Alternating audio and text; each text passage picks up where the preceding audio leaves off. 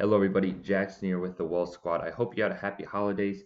Today we'll be talking about when to buy the falling knife, if you could time the bottom, that type of thing.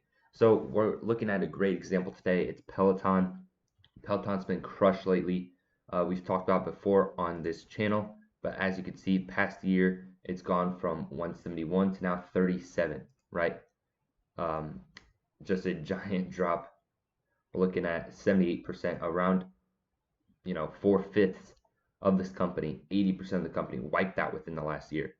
Now, whenever you see that big of a drop within a year on a company that, has no legal problems or, it's not like they're having a affair within the company or they're trying to buy out someone else or it has a ton of debt. It's just a failing product, right? I mean, that's what it seems like. That's why the company's falling in share value, is because the product is not selling as well as it did. However, the company is still up and going, and it takes a lot for a company to go bankrupt, right? They're going to try their hardest not to go bankrupt. Um, and who says they're going bankrupt? No one. But just down 80% the last year, there's definitely hints of it. But now let's see if Peloton were to rebound, when should we buy it? Now let's say Peloton does rebound, or let's say, it might. When is the best time to buy? So there's two possible entries, right?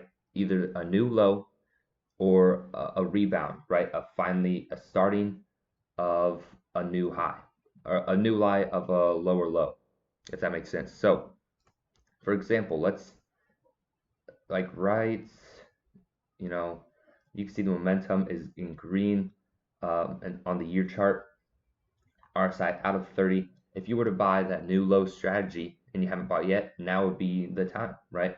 You're buying at just about the all-time low. Uh, Not the all-time low, the 52-week low. If you were to buy it in this recovery strategy, what you would do is wait. You would simply wait for Peloton to move up to show a clear sign of positivity, right? Of rebound, and you buy that. So there's two possible entries, right? A new low or a slight recovery. Now, when you get the slight recovery, this is what you'd see, like right here. You could go, where is it? Here we go. This is what you would buy, right? You would see that Peloton goes down, right? It's at 48.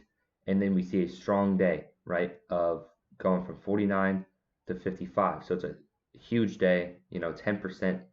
And that's when you would buy, right? If you were in this strategy.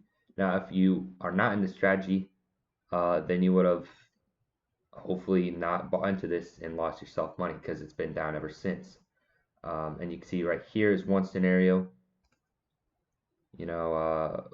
I guess here's another of a slight recovery. Here's another slight recovery, and they've all failed, right? So Peloton is in a bearish state right now. There's very little bullishness in this company, in this stock as of now. However, a new low is right around the corner, and when you get by a new low, you're risking more than buying a recovery, just because recovery usually, and in this case not, but usually shows signs of bullishness and the company will keep going up in value. New low shows the opposite, but you are getting it at a lower price. So there's two different ways to do it, right? One's riskier and one's not as risky. The riskier option is a new low, because you could buy, let's look at another company. New low, you're buying at 32, and the stock could keep falling, right? The stock could keep falling from when you bought it. 32 is best case scenario, and the stock still fell 20% within 3 weeks. But right now you're near positive, just because the stock's recovered since then. A new low is buying on the giant red days and hoping for the best. Now, a slight recovery phase would be right around you know, you're buying right around here because the stock is rebounding. Um, Less risky just because you are buying on strength instead of weakness.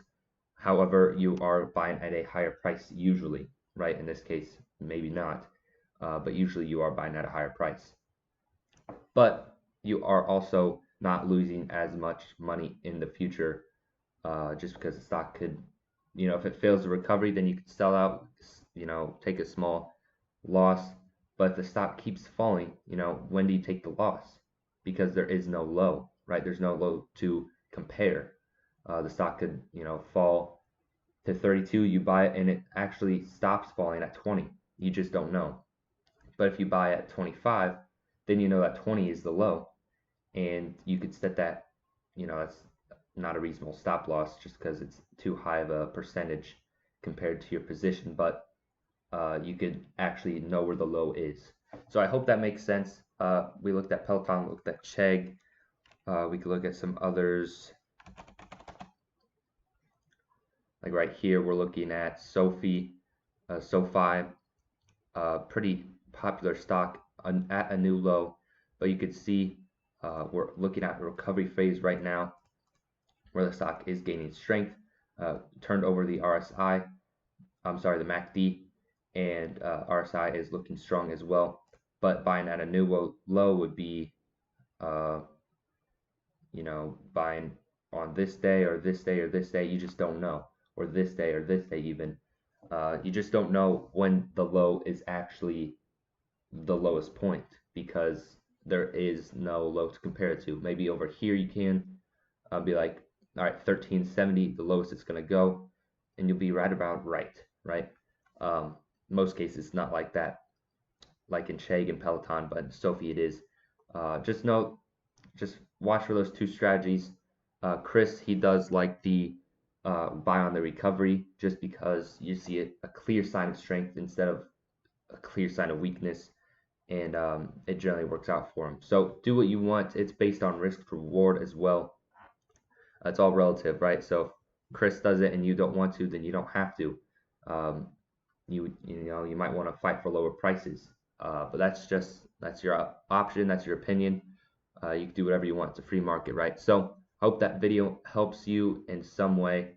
If it does, please hit the like button and subscribe for more videos every Monday, Wednesday, Friday. Thank you and good night.